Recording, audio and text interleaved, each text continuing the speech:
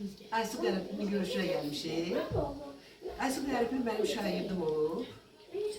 4 il mənim qarşımda əyləşib. Həqiqətən də çox gözəl, ədəbli, ərkanlı, çox qoçaq, çox səmimi, çox mehriban bir qızdır. Bu Avropa, Yunanistanın Afina şəhərində keçirilən oyunlara qatılanda və oradan çempion kimi qaynanda biz çox sevindik.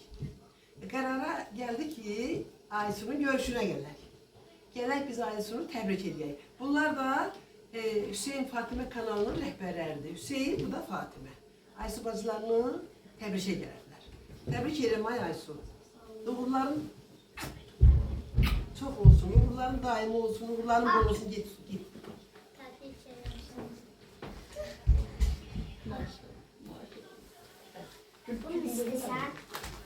Azərbaycanın bayrağını ben çekeyim. Azərbaycanın bayrağın Afina'da, Yunanistanın Afina şəhərində dalğalandırıb ha. Ona görə biz bayrağa bölüb gəlmişik. Təbrikli kütük demək. Ay Allah, ne güzel, ne güzel. Uğurlarınız çok olsun, daim olsun ay Aysu. Allah korusun, Allah sizi korusun.